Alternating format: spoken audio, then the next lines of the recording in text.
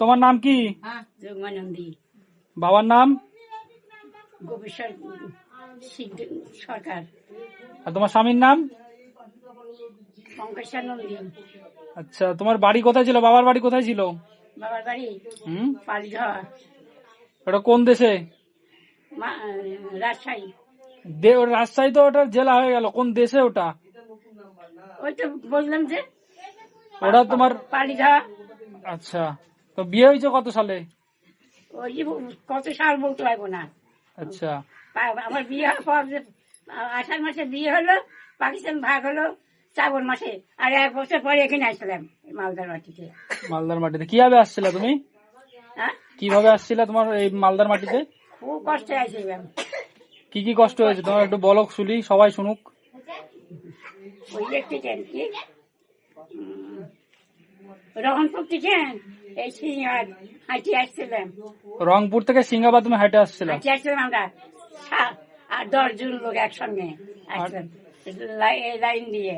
তারপরে করলো কি কত কিনে লোক হাসিয়ে কাছে নিয়ে উঠে আসলো। আর আমরা 10-12 জন ছিলাম দেখে, ওরা দেখে ওরা 5টা হাসিয়ে গেল। আমরা ওখান থেকে ওরা ছিনতাই করতো ওখানটাতে? ওরা ছিনতাই করছিল ওখানটাতে? কিছু করতো। আচ্ছা, হ্যাঁ, তারপরে ওখান থেকে আমরা খুব জোরে হাঁটে আসলাম। হাঁটে আসতে আস্তে আস্তে আস্তে আস্তে আস্তে আস্তে আসে যেই হিন্দুস্থানের মাটির পা পড়লো, অমনি সবাই আমরা সব বসে গেলাম ওখানে। মানে বাংলাদেশ পার করে যেই তোমার ইন্ডিয়ার মাটিতে পা পড়লো, তোমরা তারপরে বসলা? মানে যতক্ষণ বাংলাদেশের মাটিতে ছিল ততক্ষণ অত্যাচার হচ্ছিল, সব ধাওয়া করছিল, জিনিসপত্র কেড়ে নেওয়ার চেষ্টা করছিল। আরে বাংলাদেশ ছিল না, এটা তখন পাকিস্তান ছিল। তখন ওটা কি ছিল, বাংলাদেশ ছিল না পাকিস্তান ছিল যখন তোমরা? পাকিস্তান। মানে তোমরা পাকিস্তান হয়েছে। আচ্ছা, মানে পাকিস্তান হওয়ার পরে তখন তোমরা ওখানে অত্যাচারের জন্য চলে আসছো বাংলাদেশ থেকে, মানে পাকিস্তান থেকে ভারতে। তারপরে হয়েছে বাংলাদেশের জন্ম। হ্যাঁ, তো ওখানকার লোকজন তোমাকে ধরে নাই যখন আসছিল? হ্যাঁ, আমাদের দাদু দিয়ে আমাদের দিয়ে পার হতে দিবে না, আসতে দিবে না। কেন? ইন্ডিয়ার জাতি দিব না, আমাকে ধরে রাখবে। তোমাকে রেখে দিবে? দাদুকে পাঠিয়ে দিচ্ছিল, তোমাকে রেখে দিত? সবাইকে একসাথে রেখে দিচ্ছিল ওখানটাতে। তারপর কি করে আসলে? তারপরে আমার ঠাকমা গেল মুসলমানের একটা ওর বন্ধু বান্ধবী ছিল, আমার ঠাকুমার বান্ধবী ছিল, তার কাছে গেল রাত্রিরে। যাই বান্ধবী সব কথা বললো, তখন বান্ধবী বললো যে ঠিক আছে, আমার কে পার করে না, কেমন করে মেয়ে আটকায় দেখা যাচ্ছে, মেয়ে আমরাই পার করে দেবো। তারপরে ওই ওর নাতি হলো আনসার পাইনি, সেই আনসার পাইনি আসলে ঠাকমা সব বলেছে, তো ঠিক আছে আমি মেয়ে পার করে দিব। আনসার পাইনি যে ছিল তোমার তোমার ঠাকুমার হচ্ছে বান্ধবীর যে নাতি, তো ও কি পুলিশে ছিল সেই সময়? পুলিশে ছিল সেই সময়, সে আনসার পাইনি? আনসার পাইনি ছিল সে। আনসার পাইনি মানে কি তা জানি না, ওখানে তখন বলেছে আনসার পাইনি। আচ্ছা, ওটা কোন নাম ছিল না এমনি কোনো পদ ছিল? পদ ছিল, পদই বলছে না কি জানি না, অত বলতে পারবো না। আচ্ছা, আনসার পাইনি এই হলো আনসার পাইনি করতো, মানে লোকজন করতো আর কি। আচ্ছা, লোকজন মানতো ওকে। তখন ওই আনসার পাইনি, আমার নিজের গাড়ি বাড়িতে গাড়ি ঘোড়া সব ছিল, বলে গাড়ি নিয়ে আসে আমাকে তো দাদুকে ভোরের সময় আইসে নিয়ে গেল।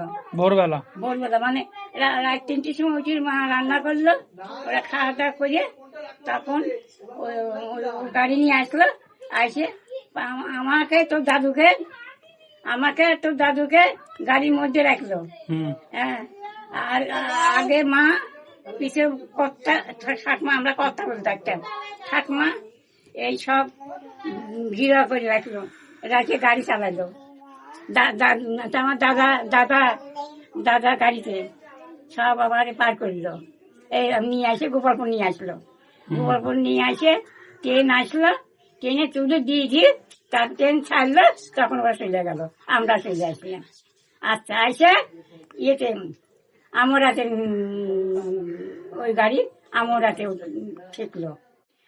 আমরাতে নামিয়ে সেখান থেকে হোটেলে গেলাম। হোটেলে যাই সব খাওয়া দাওয়া করা হলো। খাওয়া দাওয়া করে তখন হোটেলে থেকে না হোটেল লোকরা তো যায় রাত্রে গাড়ি চলে গেছে, গাড়ি আসছে না এখন, গাড়ি চলে গেছে, আপনারা রাতখান থাকেন, সকালবেলা চলে যাবেন নি, সকালবেলা ভোরে গাড়ি আসছে তখন যাবেন নি। তখন দেখি যে ব্যাপারটা খারাপ, তো দাদু বলেছে ব্যাপারটা খারাপ। আমরা ঠিকই আমরা আমার সঙ্গে গল্প করে আমার গায়ে সব গয়না ছিল, এই অনন্ত ছিল, গলায় মালা ছিল, কানে ছিল, হ্যাঁ এইসব গয়না নিয়ে ছিল দেখে আমি কি করতো ভগবান জানে। তখন তো দাদু বলি না আমরা মরবো রাস্তায় মরবো, এই হোটেল থেকে মরবো না। তারপরে আমরাও স্টেশনে আসলাম, ট্রেনেও আসলাম, আসলো ট্রেনে উঠে পাখায় আসলাম। ট্রেনে উঠে পার হয়ে এসছো ওখান থেকে। আচ্ছা, তো আসি রহনপুর আসে আবার চাষ করতে লাগলো, সব আগারে ঘোরা সব চাষ করতে লাগলো, সব লোকে যায়। ওরা কি পুলিশ সার্চ করছিল নাকি অন্য কেউ, না ওখানকার লোক? হ্যাঁ ওগুলা সার্চ কে করছিল তোমাদেরকে, পুলিশ না অন্য কেউ? পুলিশরা কি জন্য সার্চ করলো, কি সার্চ করছিল তোমাদেরকে? জিনিসপত্র আছে, টাকা পয়সা সোনা যাই ওগুলা রেখে দিচ্ছিল, সব কাটিয়ে নিচ্ছিল। তোমাদের কাছ থেকে কাটছে? হ্যাঁ তোমাদের কাছ থেকে কারে নিছিল? হ্যাঁ সবার কাছে নিচ্ছিল, আমাকে পারছিল না। তখন ওই বললো যে তো এরকম তোর দাদু আছে, এরকম আমি আছি, বলে যে আপনার কাছে কি আছে? আমি বললাম আমার কাছে কিছুই নাই গো। এই কাছে যেই বললাম তখন আটটা পুলিশ, সেই বলে এই একটু বাচ্চা নেই, এর কাছে কি থাক পেলে সেই রে আমাকে তো দাদুকে ইশারা করে আপনার পালান, চলে যান। তখন আমরা ওখান থেকে দৌড় পড়ে আসে নৌকি উঠলাম। নৌকাতে উঠলে, নৌকাতে উঠে তারপর কোন নদী পার হলো? ওটা কি নদী তখন অপরকে মনে উঠতে পারবো। ওটা কোথায়? চাঁচ করেছিল, চাঁচ করে নদী, চাঁচ করে যায় এসে পৌঁছালে চাঁচকর থেকে নদী পার হলো নৌকা করে, তাই তো? আচ্ছা, তারপরে এসে আমার চাষ করে পারছিল, আমার গায়ে গয়না ছিল, সব ঢাকা ছিল। না কোন জায়গা থেকে নদী নৌকা ধরছে? চাঁচকর জায়গাটার নাম কি ছিল যে জায়গা থেকে নৌকা পার হয়ে? রহনপুর। রংপুরে। আচ্ছা, রহনপুরে রংপুর থেকে নৌকা পার হয়ে আসছো, তারপরে ওখান থেকে হাইটে হাইটে আসছো হাঁটতে আসছি ইয়েতে সিংহাবাদ। সিংহেবাদ। মানে আমাদের এই যে সিংহাবাদ আছে বাংলাদেশ বর্ডার, এইখানে হ্যাঁ ওইখানে আসার পরে তারপরে এখানে এসে শান্তি পাইছো তোমরা, এখানে এসে বসছো, তাহলে সারা রাত হাইটে হাইটে আসছো। আচ্ছা, আর কি করি, আর কি দিরা ধরবি, আর কি দিরা ধরবি। হ্যাঁ ভারতে তাহলে তোমার সুরক্ষা মনে হয়েছে তোমার ওখান থেকে? হ্যাঁ ভারতে বেশি সুরক্ষিত মনে হয়েছে ওই জায়গা থেকে তোমাকে?